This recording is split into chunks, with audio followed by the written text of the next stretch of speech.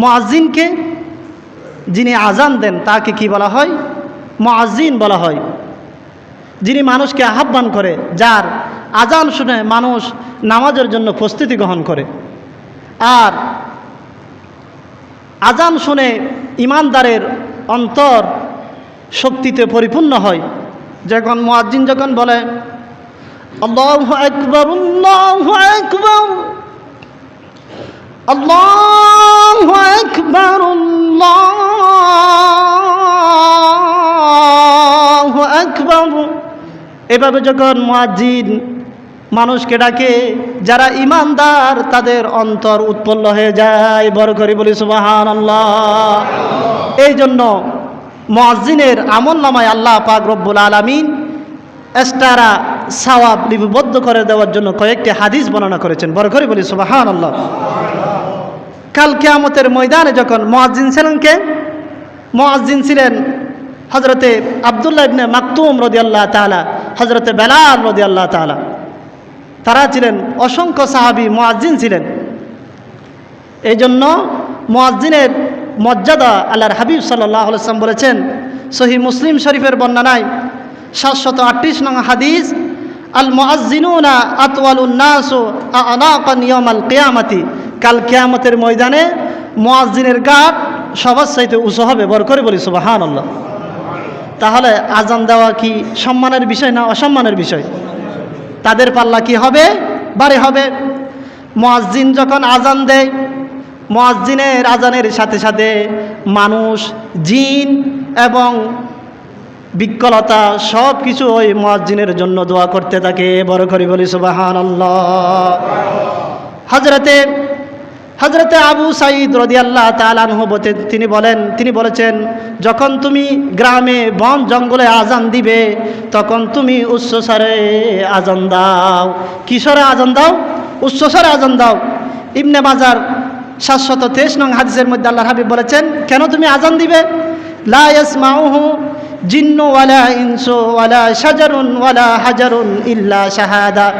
কাল কিয়ামতের ময়দানে যখন মুয়াজ্জিন যখন দেখবে যে তার আজানোর কারণে মানুষ, জিন, পশু পাখি, গাছ লতা সব কিছু ওই মুয়াজ্জিনের জন্য মাগফিরাত করতেছে। বড় করে বলি সুবহানাল্লাহ। এমনকি জলে স্থলে যা কিছু রয়েছে ওই সবগুলা মুয়াজ্জিনের আজানের শব্দ যত দূর পর্যন্ত যায় তত দূর পর্যন্ত মুয়াজ্জিনের জন্য দোয়া করতে থাকে। বড় করে বলি সুবহানাল্লাহ। মুয়াজ্জিনের আওয়াজ যত দূর পর্যন্ত যাবে, মৃত জীবিত যা কিছু রয়েছে সমস্ত কিছু ওই মুয়াজ্জিনের জন্য দোয়া করতে থাকে। বড় করে বলি সুবহানাল্লাহ। এবং মুয়াজ্জিনের জন্য আরেকটা খুশির ব্যাপার হলো, ইবনে মাজার 728 নং হাদিস আল্লাহর হাবিব বলেছেন, মান আযানা সিনতাই আশরাতা সানাতা ওয়াজাবাত লাহু জান্নাহ।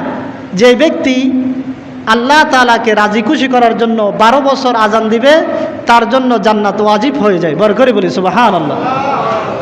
এই হাদিস কি মিথ্যা? না। কেউ যদি আল্লাহ তাআলাকে রাজি খুশি করার জন্য 12 বছর আজান দেয় তার জন্য কি ওয়াজিব?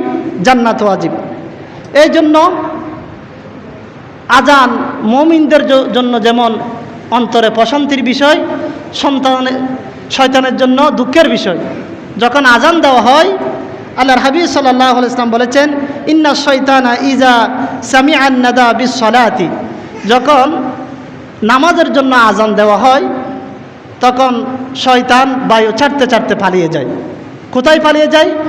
আজানের শব্দ যতদূর পর্যন্ত না শোনা না যায় ততদূর পর্যন্ত সে পালাতে থাকে। আজান যখন শেষ হয় আবার সে মানুষকে এসে ওয়াসওয়াসা দেয়। এরপরে যখন ফাইজা সামিআল ইকামাতি, যখন একামত দেওয়া হয় আবার সেই পালাতে থাকে। যতদূর পর্যন্ত একামতের শব্দ শোনা না যায় ততদূর পর্যন্ত সেই পালাতে থাকে। আবার যখন একামত শেষ হয়, মানুষ যখন নামাজের নিয়ত বাঁধে তখন সেই নামাজের মধ্যে এসে মানুষকে ওয়াসওয়াসা দেয়। ওয়াসওয়াসা দিলে কি হয়? আমাদের অনেক সময় হয় যে দেখা যায় যে আমরা কি 3 রাকাত পড়েছি না 4 রাকাত পড়েছি এটা বলে যাই। এটা কি করে? কে করে? এটা হলো শয়তানের কাজ। এটা হলো কার কাজ? শয়তান আমাদেরকে ওয়াসওয়াসা দিয়ে থাকে। এই জন্য এই বিষয়গুলা আমাদেরকে জানা দরকার। এই জন্য আল্লাহর হাবিব সাল্লাল্লাহু আলাইহি ওয়াসাল্লাম আরও বলেছেন, যেই ব্যক্তি 7 বছর আজান দিবে তাকে আল্লাহর হাবিব সাল্লাল্লাহু আলাইহি ওয়াসাল্লাম জাহান্নাম থেকে মুক্তির সনদ দিয়ে দিবেন। বড় করে বলি সুবহানাল্লাহ। তাহলে আমরা এখান থেকে জানলাম যে একজনের মুয়াজ্জিনের মর্যাদা অনেক বেশি। আবু দাউদের বর্ণনায় 526 নং হাদিস, এক সাহাবী বললেন, ইয়া রাসূলুল্লাহ, ইয়া হাবিবাল্লাহ, মুয়াজ্জিনের সওয়াব তো আমাদের পাল্লা থেকে বেশি বাড়ে হয়ে যাচ্ছে, আমরা কি তার সমপরিমাণ সওয়াব পাবো না? তখন আল্লাহর রাসূল বললেন, তোমরাও পাবা। মুয়াজ্জিন যা আজানের মধ্যে বলে তোমরাও তা বলো। মুয়াজ্জিনের আজান যখন শেষ হবে তোমরা দোয়া করো, তাহলে মুয়াজ্জিন যেই পরিমাণ সওয়াব পায় সেই পরিমাণ সওয়াব তোমাদের আমলনামায় লিপিবদ্ধ করে দেওয়া হবে। বড় করে বলি সুবহানাল্লাহ। তাহলে এখান থেকে আমরা কি শিখলাম? মুয়াজ্জিন যখন আজান দিবে, মুয়াজ্জিন যা বলে আস্তে আস্তে তোমরা তা বলতে থাকো, আজান শেষ হলে তোমরা আজানের দোয়াটা পড়ো, তাহলে মুয়াজ্জিনের সমপরিমাণ সওয়াব তোমাদের আমলনামায় দিয়ে দেওয়া হবে। বড় করে বলি সুবহানাল্লাহ।